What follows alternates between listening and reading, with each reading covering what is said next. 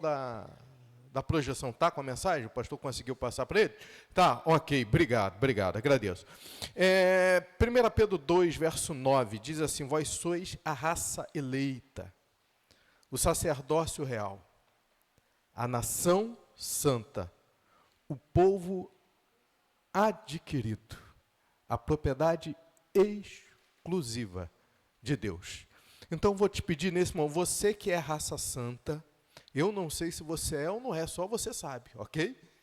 Você que é raça santa, povo eleito, é sacerdócio real, você que foi adquirido e é propriedade exclusiva de Deus, você vai me abençoar nesse momento, você vai entrar nessa guerra comigo nesse momento. Estende a tua mão de profeta assim para cima, bem alto, bem alto, bem alto, aponta ela para mim aqui, e repete essas palavras comigo. Deus, em nome de Jesus, usa o pastor e fala poderosamente aos nossos corações.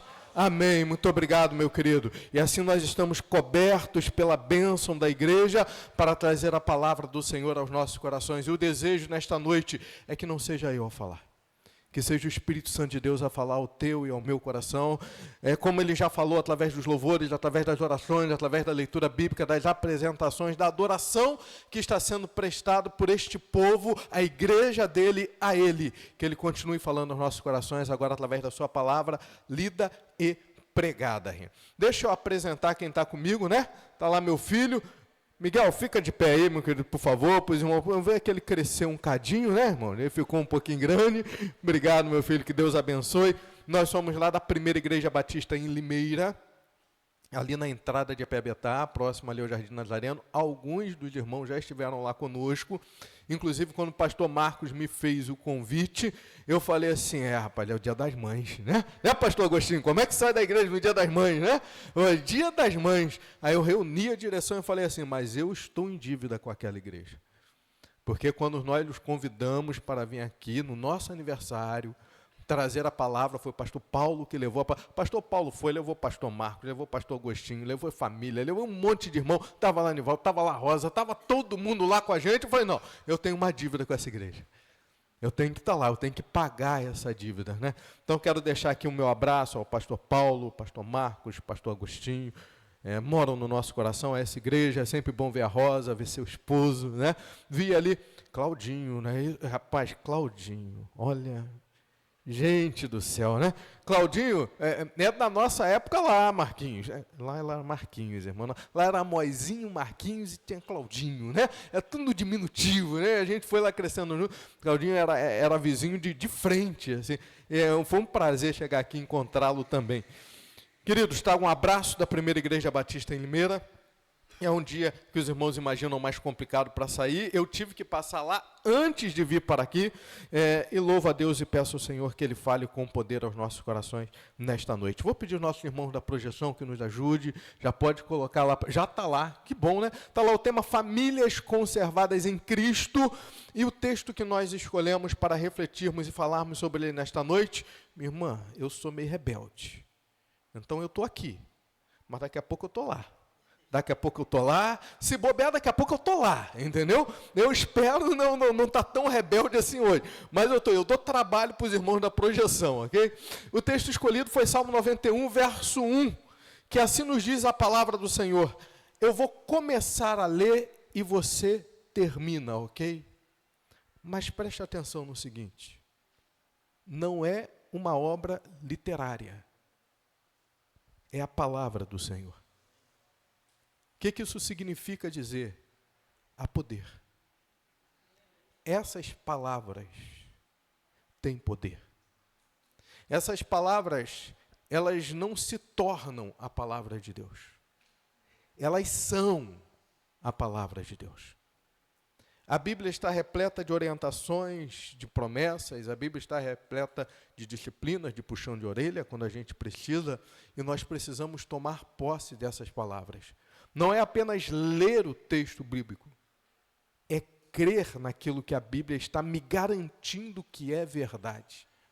Esse texto é um texto extremamente poderoso e ele traz uma verdade maravilhosa para cada um de nós, mas é necessário que a gente tome posse dessa verdade, tome posse dessa palavra, que a gente dê a esta palavra abrigo, lugar no nosso coração, ou seja, nas nossas emoções, lugar na nossa mente, no nosso intelecto, na nossa razão, e pela fé a gente tome posse e acredite, eu faço parte dessa promessa.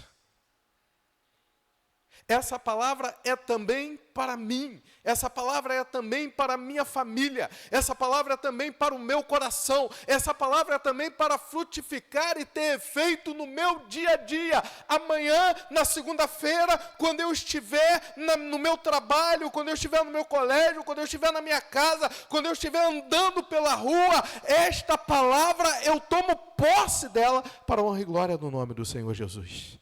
E assim tem que ser. Então, quando eu começar a ler e eu vou parar, você vai completar. Mas você complete a leitura desse versículo tão conhecido, crendo que essa palavra, ela é viva, ela é eficaz, ela é mais cortante que uma espada de 2 fios, a ponto dela penetrar e separar juntas e medulas, alma e espírito.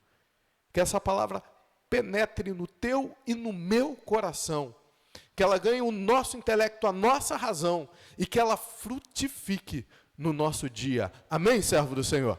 Assim nos diz a palavra do Senhor, aquele que habita à sombra do Onipotente descansará. Aleluia, louvado seja o nome do Senhor. Feche seus olhos, vamos falar com Deus mais uma vez. Pai querido, louvado e engrandecido é o teu santo nome, em nome de Jesus.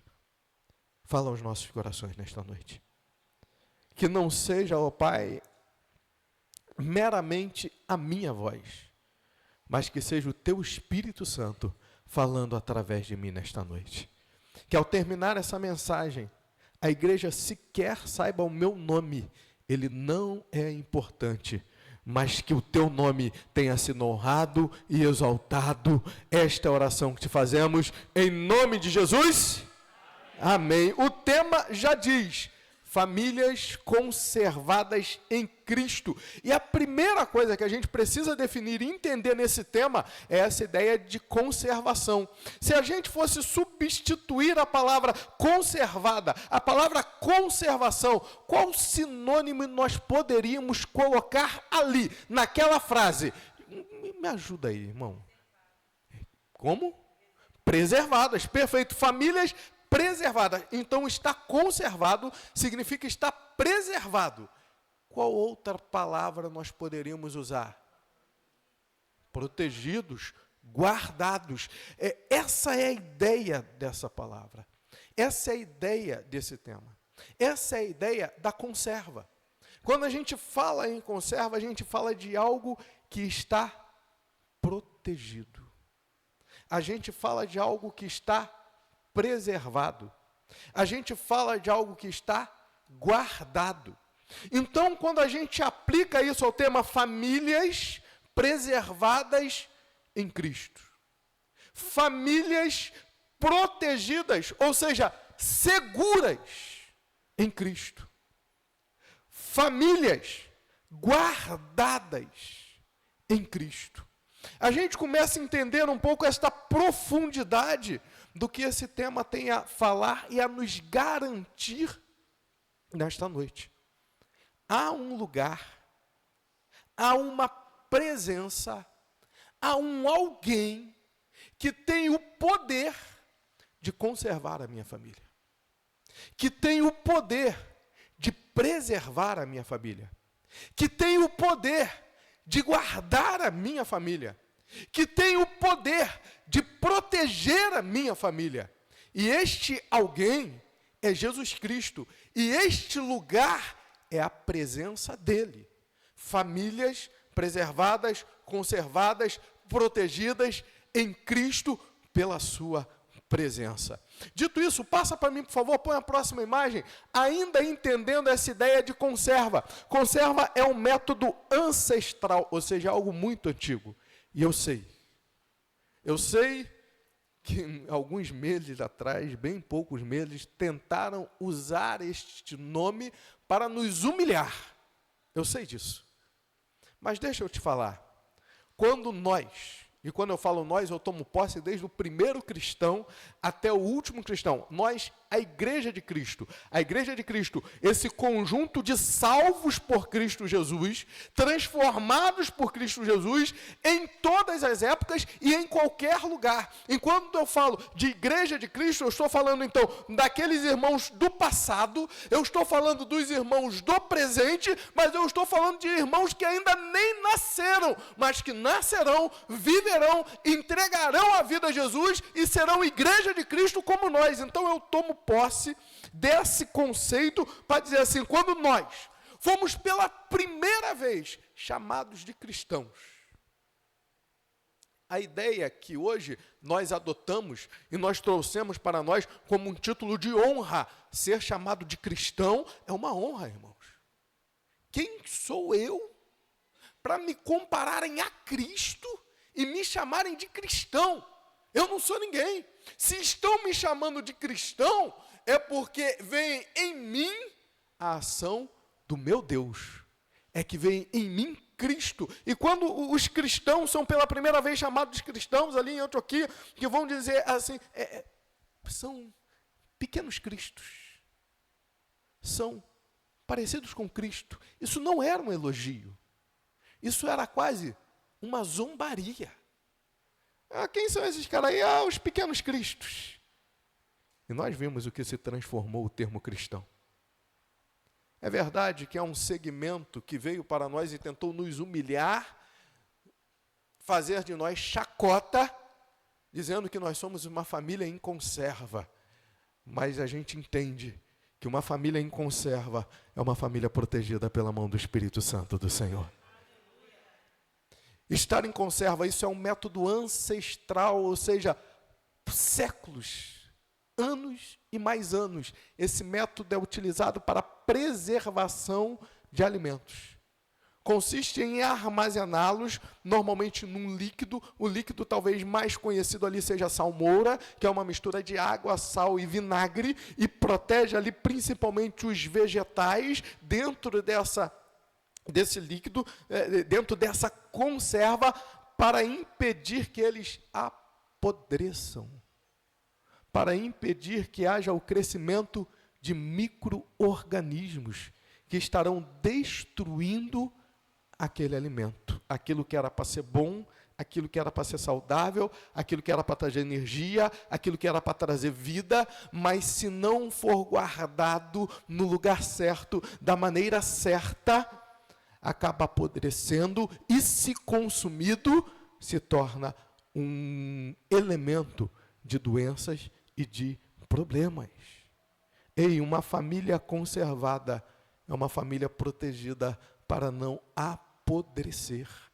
Uma família que não está em conserva é uma família que está apodrecendo. Quais seriam os benefícios e as vantagens de estar em conserva? Ali diz alguns. Prolonga a vida útil, dura mais, resiste mais.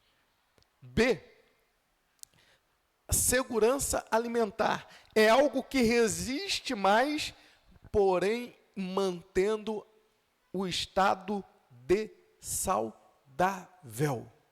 A segurança, aquilo que está em conserva, porque está protegido. Mantém o aroma e o sabor original. Preserva por muito tempo, mantendo em sua maior proporção o aroma e o sabor desde antes de ser colocado em conserva. Praticidade. Se está em conserva, você leva para qualquer lugar com facilidade. Se está em conserva, você consome com mais facilidade. Ou seja, traz uma praticidade. Reduz o desperdício. Aquilo que não foi consumido, aquilo que não pode ser utilizado, aquilo que não comporta, hoje não dá para fazer. Imagina, os irmãos devem ter comido muito hoje no café da manhã, né? O pastor chegou a dizer que precisam fazer uma dieta, então o negócio deve ter sido bom, mas mesmo assim deve ter sobrado alguma coisa.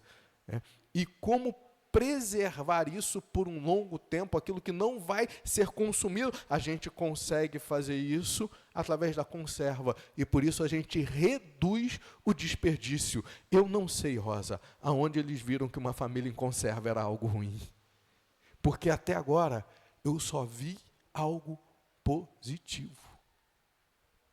Ei, aquele que habita no esconderijo do Altíssimo, eu ainda poderia completar: a sombra do Onipotente descansará.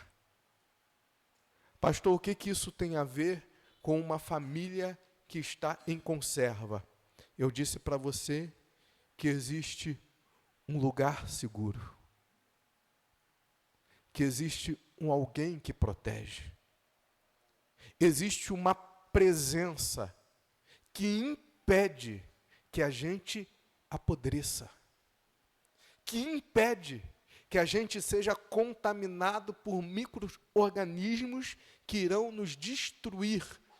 Figura clara para o pecado, para o mundo, para as coisas que o mundo nos oferece, a fim de nos afastar deste lugar e desta presença de preservação, proteção e cuidado. E hoje o que eu quero pensar com os irmãos, com base no texto de Salmos 91, verso 1, passa para mim, por favor, pode botar o próximo, no esconderijo do Altíssimo. Eu quero convocar a você e a sua família, como eu convoco a mim e a minha família, para que a gente encontre abrigo, para que a gente vá, para que a gente adentre, para que a gente viva, para que a gente passe um período no esconderijo do Altíssimo. Mas ali há uma pergunta: que lugar é esse?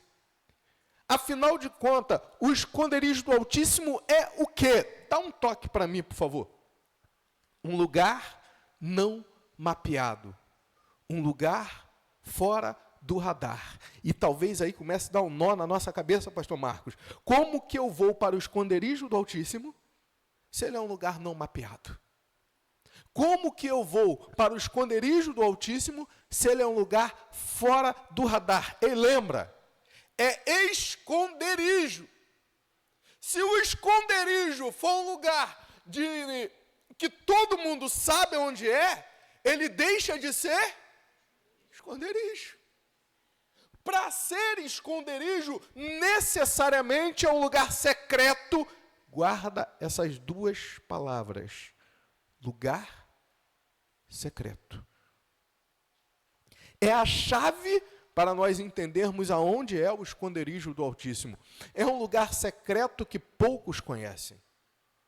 Então nós temos um grande grupo de pessoas, mas nesse grande grupo de pessoas, poucos conhecem esse lugar secreto chamado esconderijo do Altíssimo. E dentro desse grupo pequeno que conhece, poucos são aqueles que acessam. Uma coisa é você conhecer o lugar, você sabe onde é. Você tem um mapa, você sabe como chegar. Outra coisa é você já ter ido lá. Outra coisa é você já ter acessado esse lugar. Outra coisa é você já ter adentrado esse lugar. O esconderijo do Altíssimo é um lugar para se esconder. O esconderijo do Altíssimo é um lugar onde você está coberto. É um lugar onde você está abrigado. O que isso significa dizer? O esconderijo do Altíssimo é uma fortaleza.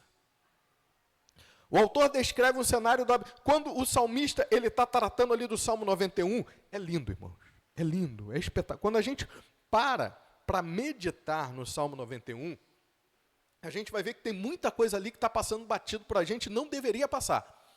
Quando o autor ele tem na mente, o salmista quando ele escreve para alguém que conhece o deserto e vive no deserto. Ele escreve para pessoas que precisam viajar pelo deserto. Daí ele vai colocar no texto bíblico as características de alguém que está. Primeiro, ele vai colocar um ambiente hostil. Tem um ambiente hostil ali.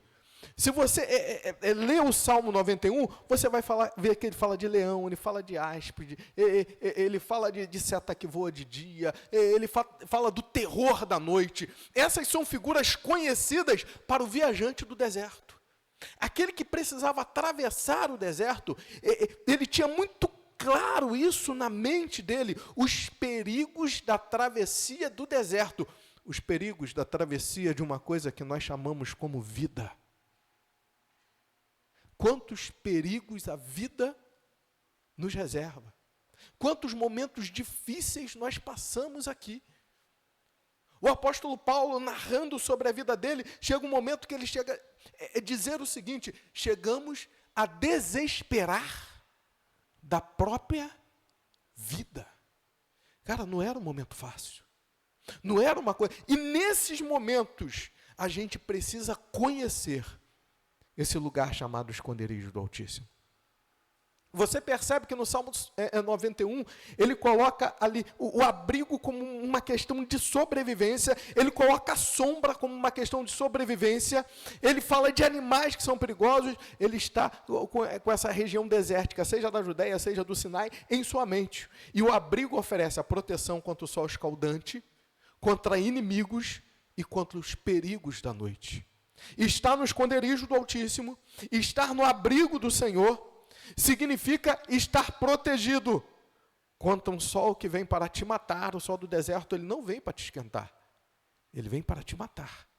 É contra aquilo que vem para me matar, contra o inimigo que vem para te roubar, contra os perigos que você não consegue ver, porque à noite a nossa capacidade visual reduz e reduz muito, e no deserto vai reduzir ainda mais.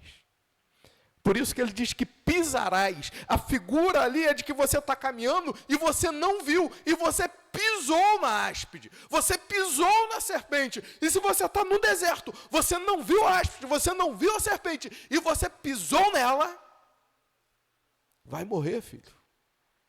E o Salmo 91, ele vem trazendo essa ideia de proteção, que mesmo que a gente pise, nós estaremos debaixo de uma proteção, nós estaremos preservados, nós estaremos protegidos. Ei, se eu quero que a minha família esteja preservada, se eu quero que a minha vida esteja preservada, se eu quero que os meus filhos estejam preservados, eu preciso acessar esse esconderijo do Altíssimo. Eu preciso acessar este lugar secreto. Esse lugar secreto.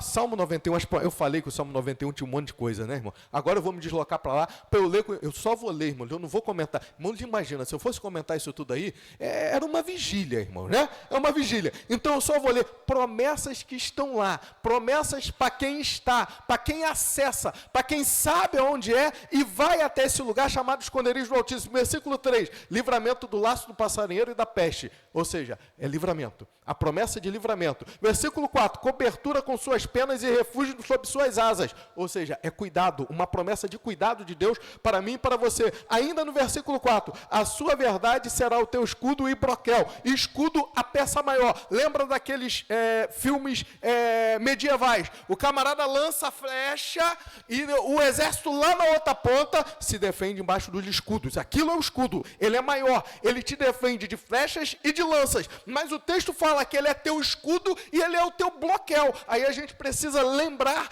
talvez a imagem mais moderna para a gente seja do soldado romano.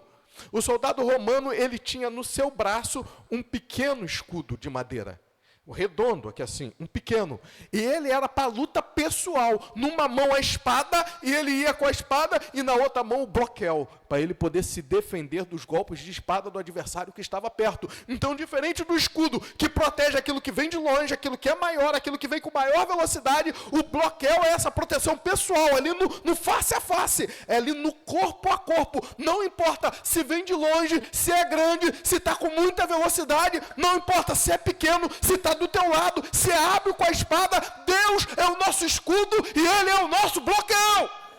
Ele preserva e protege a nossa vida e a nossa família. É promessa do Salmo 91, proteção. Não temerás o terror da noite, nem a flecha que voa de dia. Confiança, eu posso confiar nele, é uma promessa, confie em mim.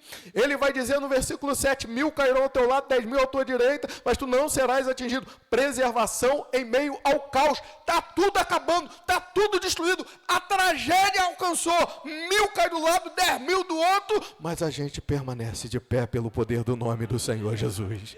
Famílias conservadas em Cristo. Lembra que eu comecei esse texto falando para você assim, é promessa. É uma palavra viva. A gente precisa tomar posse dessa palavra. A gente não pode ler como se fosse uma obra literária, uma poesia, um poema, um hino. É muito mais do que isso. É o Espírito Santo de Deus interagindo com o nosso espírito e deixando esse monte de promessas à nossa disposição. Versículo 8, somente com os teus olhos contemplarás justiça divina. Você vai ver.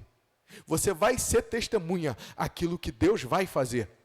Versículo 10, promessas extensivas à família, proteção estendida ao lar e à família. Versículo 11, dá ordem aos seus anjos a teu respeito, é escolta espiritual. Versículo 12, eles te sustentarão nas mãos, é prevenção contra as quedas. Versículos 13, pisarás o leão e a áspide e a serpente, é autoridade espiritual. Versículo 14, eu o livrarei, pô-lo-ei em um retiro alto, ou um alto refúgio, isso é resgate divino. Versículo 15, ele me invocará e eu lhe responderei, isso é comunicação direta com Deus. Versículo 15 ainda, estarei com ele na angústia e dela o retirarei. Não significa que a angústia não vai me alcançar.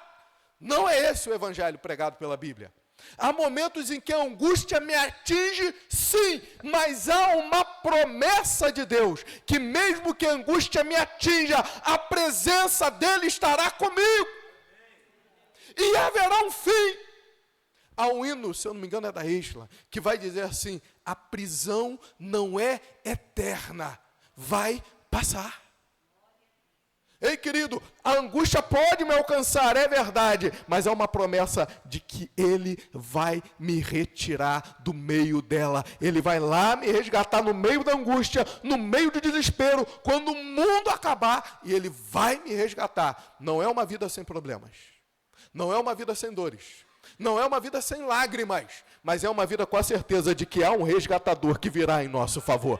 Ainda nesse Salmo 91, versículo 16, fartá-lo-ei com loucuras de dia, promessa de longevidade e satisfação. Verso 16, e lhe mostrarei a minha salvação, a revelação da segurança eterna. Não é só para essa terra, não é só para essa vida.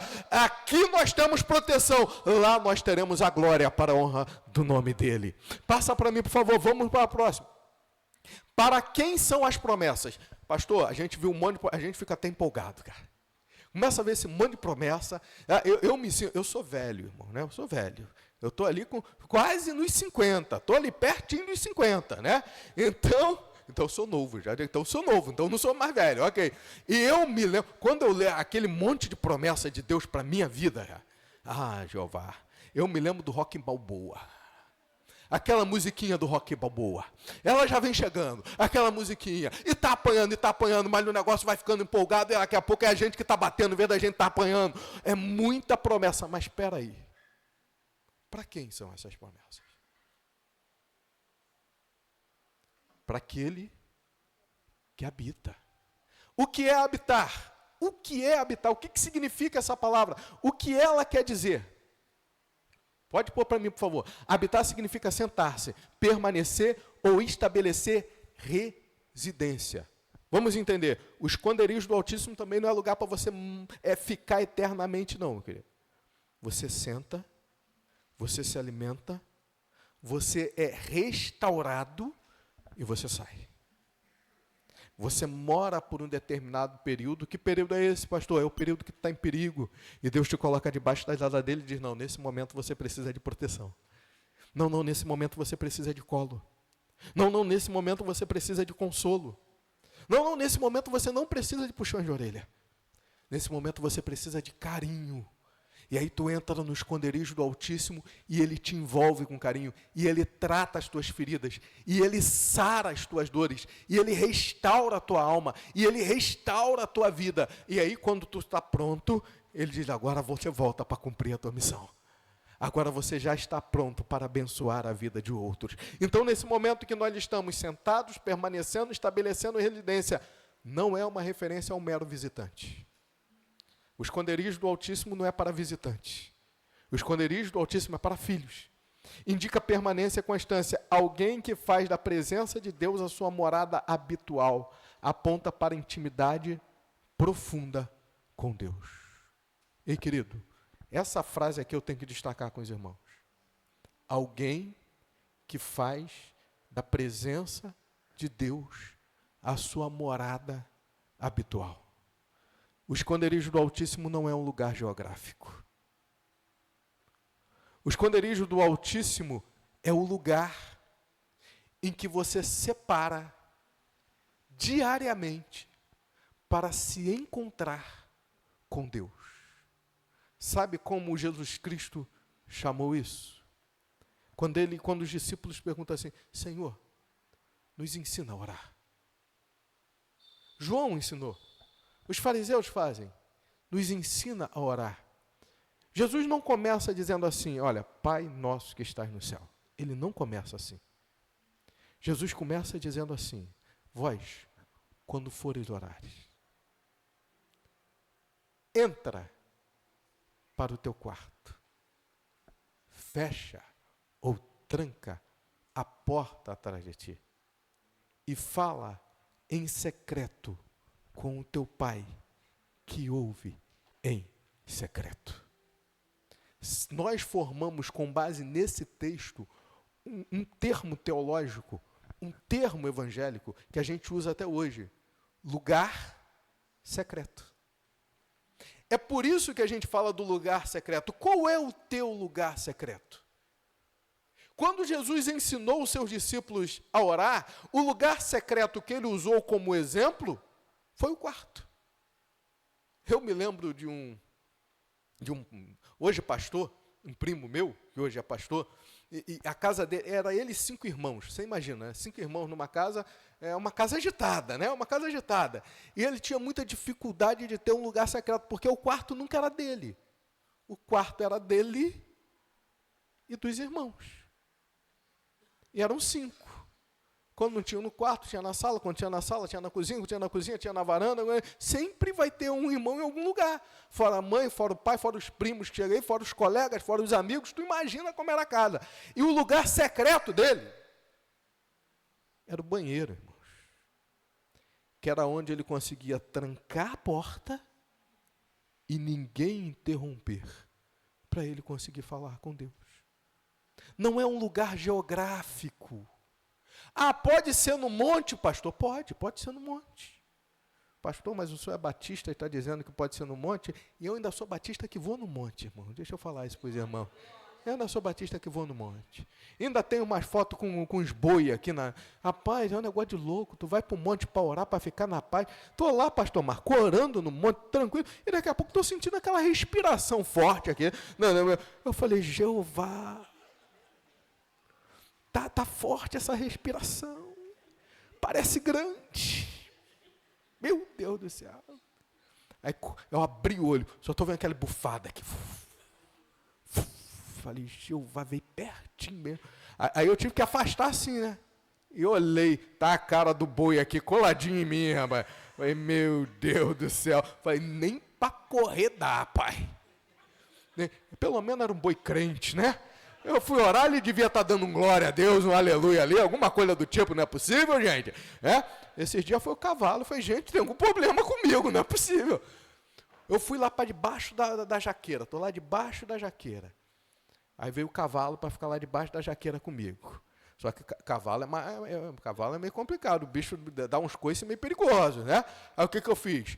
Peguei minha bibliazinha, peguei meu óculos, meu celularzinho, levantei devagarzinho para não assustar o cavalo. Para onde que o cavalo foi, pastor Agostinho? Me acompanhou. Eu falei, Jeová, essa escolta celeste está uma maravilha, né? Bom, enfim, eu não sei qual é o seu lugar secreto.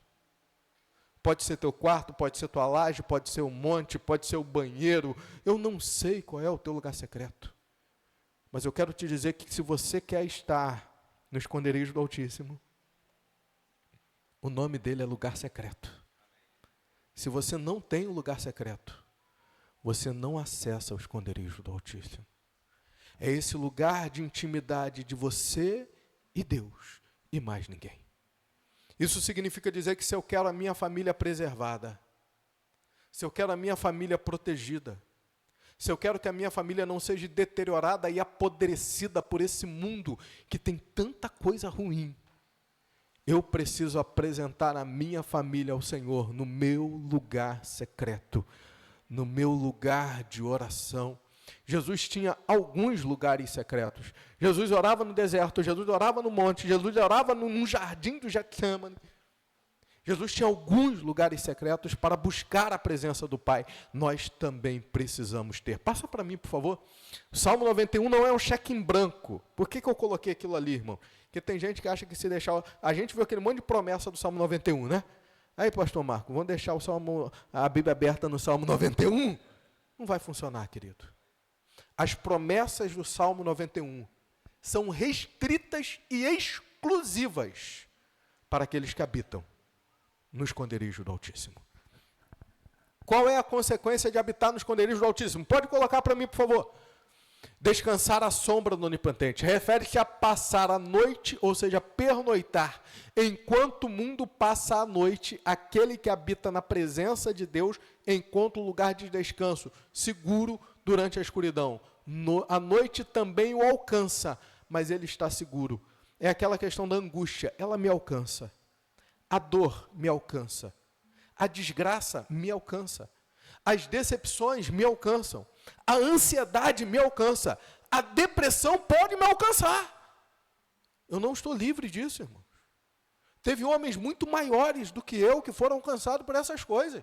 Elias entrou em estado de depressão tão grande que ele clamou para si a própria morte. Entenda, ser crente não é ser super-herói. Ser crente não significa que eu sou sobre-humano e que nada dessas coisas vão me alcançar. A questão é que, nesse momento que eu estou mais frágil, onde o mundo é destruído, eu não sou destruído. Porque nesse momento ele me recolhe ao seu esconderijo. E eu passo a noite. Lembre-se, ainda é noite. Não virou dia. Ainda é noite. Ou seja, ainda é um momento difícil. Mas eu passo esse momento difícil no esconderijo do Altíssimo. Na presença do Altíssimo. A sombra.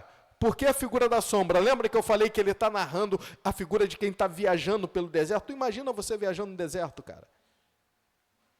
Você está morrendo de sede, de calor e tal. Você encontra uma sombra.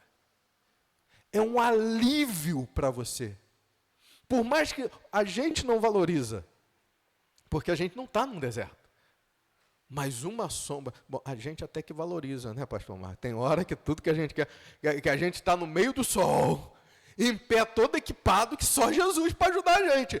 E se a gente tiver uma sombra, que alívio, é só uma sombra, mas traz alívio e proteção. É o carinho de Deus para você. A sombra não resolve o teu problema. Mas a sombra é uma prova de que Ele está contigo, que Ele te acaricia, de que você vai receber do Senhor a solução. Pode passar para mim, por favor. Como conseguir habitar no esconderijo do Altíssimo? Lição da semana de jejum e oração. Lá na igreja, a gente faz todo mês uma semana de jejum e oração. A gente chega na igreja ali 6 horas, nos dias de semana, 6 horas da manhã às 7 horas da manhã, jejum e oração. Agora a gente está dividindo a semana em 2, então a gente fez domingo, segunda, terça e quarta, interrompeu e a gente retoma agora, a gente faz amanhã, segunda, terça e quarta. Por isso que ali está assim, a lição da semana de jejum e oração. O que eu aprendo nessa semana de jejum e oração? Cara, como conseguir habitar no esconderijo do Altíssimo? Os dias que eu vou a semana de jejum e oração e os dias que eu não vou a semana de jejum e oração. É muito claro para mim que os dias que eu vou, aumenta a minha sensibilidade ao agir de Deus. Eu trabalho no Rio. Eu vou de moto para o Rio quase que todo dia. Vocês imaginam o trânsito para o Rio de moto, a linha vermelha. É o inferno na terra, irmão. Você entra naquele corredor e você já entra orando e falando, Deus, que o Senhor me leve em paz. Porque qualquer coisa, você pode morrer. Um carro que não dá seta e sai já era. Foi uma pedra que você acha, uma mancha de óleo, uma areia. E eu descobri tudo isso das piores maneiras possíveis, irmão. A última foi o carro me jogando para cima, porque ele simplesmente não me viu. Só Jesus na causa. E quando você está ligado com Deus, você consegue notar os livramentos de Deus na sua vida. Sabe aquele crente que ele pensa assim, tudo dá errado para mim. Deus não me vê. Deus não está comigo. Isso só acontece comigo, não acontece com mais ninguém. O que está faltando nesse crente? Sensibilidade ao agir de Deus. Se nós não estamos sensíveis a essa voz, a esse toque do Espírito Santo, Deus está fazendo todo dia na nossa vida, mas os nossos olhos estão cegos, a gente não consegue ver. E fica só o registro daquilo de ruim que nos alcançou, e não fica o registro de tantos livramentos que Deus já me deu. Eu já caí algumas vezes, já me derrubaram algumas outras, eu já devo ter derrubado alguém por aí também, mas só está registrado as vezes que eu caí. Cadê os livramentos? Eu preciso aumentar a minha sensibilidade, e ela só aumenta quando eu entro no esconderijo do Altíssimo. Maior paz interior, querido, tem dia que se passarem no trânsito e olharem de cara feia para mim, eu já estou querendo saber o que está acontecendo. Está me olhando de cara feia por quê? Qual é o seu problema? Perdeu alguma coisa dentro do meu carro? Mas quando você se aproxima de Deus, quando você está no esconderijo do Altíssimo, há uma paz interior que toma conta de você. E você administra situações que depois nem você se reconhece. De como que eu consegui? Como que foi? E não sou eu, não. E não é, não. É o Espírito Santo de Deus dominando o nosso ser. Mas por que ele está dominando o nosso ser? Porque nós permitimos. Buscando esse esconderijo do Altíssimo. Vontade de não acabar. Cara, para ir no jejum e oração, vou falar para os irmãos, é difícil, irmão. 6 horas da manhã. Jeová. Para estar 6 horas lá, tu já tem que acordar no meio da madrugada para conseguir chegar lá 6 horas da manhã na igreja, para estar lá orando ao Senhor. E quando você ajoelha, porque a gente faz logo de cara o a sós com Deus. O que é o a sós com Deus, pastor? 20 minutos para você orar com Deus. Se vira aí, filho, vai falar 20 minutos com Deus. Pastor, eu não tenho assunto para falar 20 minutos com Deus. Mas se você for conversar sobre o poderoso Vasco da Gama, você tem assunto, não tem? Os flamenguistas já estão doidos para falar, né? Já estão doidos para falar. A gente tem 20, 30, 40, 50 minutos. Se for falar, aí eu vou falar os assuntos normalmente de homens, né? Se for falar do teu carro e da manutenção que ele precisa, você fala por mais de 20 minutos. Como é que com Deus você não consegue falar 20 minutos? Está faltando intimidade. Mas quando a gente chega nesse lugar, a vontade que a gente tem de não sair. Foi tão difícil chegar, mas depois que chega, que começa a falar com ele, que o Espírito Santo começa a tratar contigo, camarada, você não quer sair de lá não, você quer continuar lá. Modo gratidão ativado e modo renúncia também ligado. A gente começa a abrir mão de um monte de coisa, e a gente começa a ser grato de um monte de coisa. Eu tenho um pai que não anda, não fala, eu tenho um pai que não consegue comer sozinho, eu tenho um pai, é muito difícil. E olhando para a vida do meu pai, eu me lembro que no final de ano, botando uma mensagem, eu pude digitar a mensagem e dizer assim, eu sou grato a Deus pelas coisas mais simples. Como eu sou abençoado por Deus, porque hoje eu posso levantar da minha cama, quando eu acordo de manhã, e ir ao banheiro sozinho. Porque o meu pai não pode mais. Como eu sou grato a Deus, porque a gente fez lá, pastor Marcos, a madrugada de oração. Pastor Agostinho, a madrugada de oração. Chegamos na igreja, meia-noite. Saímos da igreja, 4:30 da manhã. Orando, buscando ao Senhor, nesse período. E voltamos para a igreja, às 9 horas, para a EBD. Foi isso que nós fizemos. E como eu pude dizer assim, que bênção, porque eu pude escolher passar aquela madrugada na presença do Senhor. O meu pai já não pode fazê-lo. Sabe, querido, é o modo gratidão ativado. É o modo renúncia ativado. Eu paro de ficar lamentando pelas coisas que eu perdi. E eu sei, você já perdeu muita coisa nessa vida. Eu já perdi muita coisa nessa vida. Todos nós já perdemos muitas coisas nessa vida. Coisas importantes. Pessoas importantes.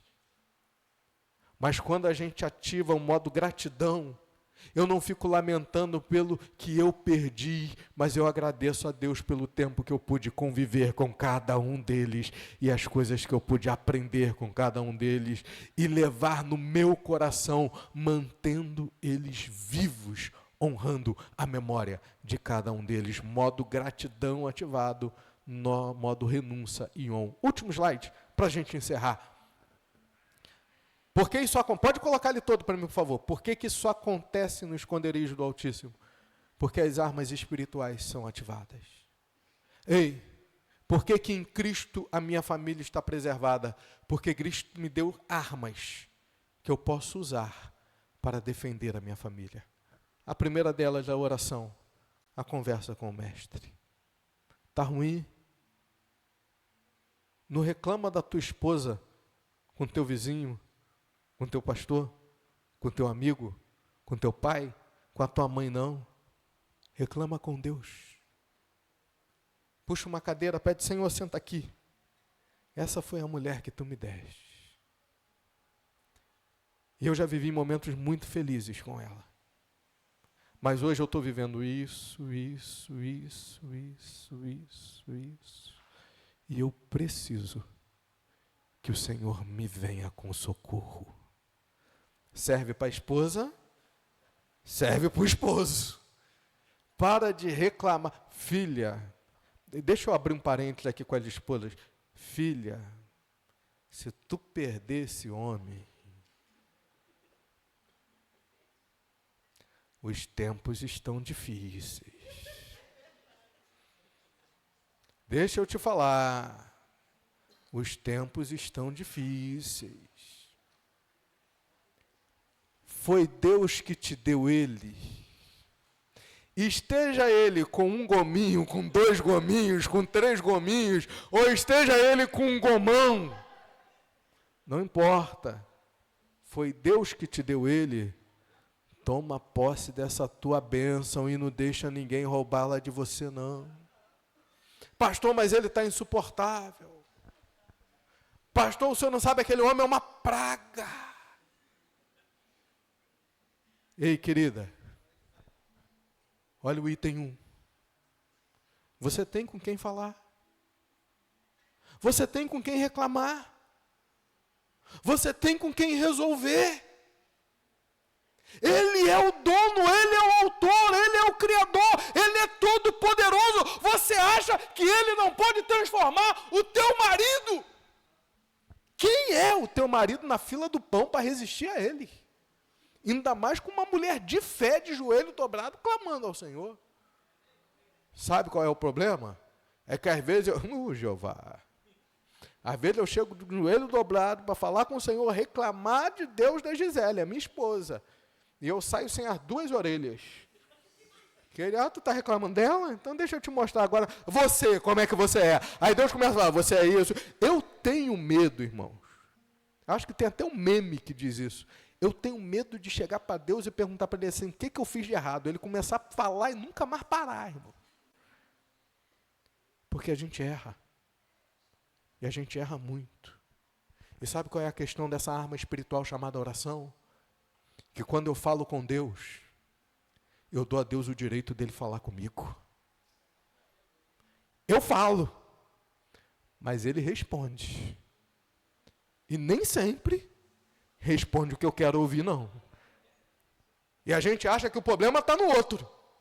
E ele mostra para a gente que o problema não está no outro, não. Essa praga dessa mulher, ele diz assim, não é ela que é a praga, não, filho. A praga é você. Quem tem que mudar é você. Leitura bíblica, jejum, voto, sacrifício, adoração. Cada um daqueles itens ali, irmão, é uma arma espiritual que Deus te deu. Eu só vou falar da adoração para a gente encerrar, porque tem uma frase linda aqui no Famílias Conservadas em Cristo. Vivem em adoração. Pastor, adoração é uma arma espiritual? Sim. Adoração é uma arma espiritual.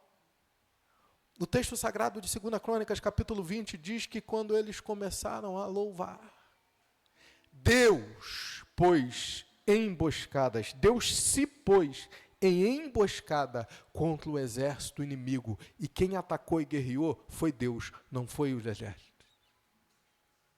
Eles só chegaram no local para recolher os despojos. Deus já tinha destruído aquele exército inimigo. Você lembra dos 2 ladrões que estavam na cruz? Cristo não respondeu à provocação. Lembra o que um ladrão fala para ele? Se tu és Cristo, está provocando, percebe? Se tu és o Cristo. Jesus não fala absolutamente nada. Salva-te a ti mesmo e a nós. Dó. Nós estamos morrendo, estamos sendo crucificados. O negócio está feio para o nosso lado. Se salva e aproveita, salva a gente também. Jesus não respondeu a dó, ele não tem dó. Ele não respondeu a dó. Aí entra o outro ladrão. E ele diz assim: ei, você não teme? Estando na mesma condenação do que ele? Nós sim, pelo que nós fizemos, nós merecemos estar aqui. Mas este inocente, ele nada fez. Aí ele fala para Jesus. E quando ele fala para Jesus, ele adora. Ele reconhece que Jesus está acima. Ele reconhece que Jesus é maior. Ele reconhece que ele não é digno de Jesus. E ele diz assim: Senhor, lembra-te de mim quando entrares no paraíso. Ei, a resposta é nesse momento que Jesus reage. Até então Jesus não reagiu. Até então entrou por aqui, saiu por aqui. Mas quando um adorador se manifestou e derramou a adoração diante de Deus, ele diz: hoje mesmo estarás comigo no paraíso. Ei, use essas armas espirituais a teu favor e a favor da tua família. E nossas famílias estarão conservadas em Cristo Jesus. E que o Espírito Santo de Deus continue falando aos nossos corações. Quem crê, diga. Amém. Pastor Marcos.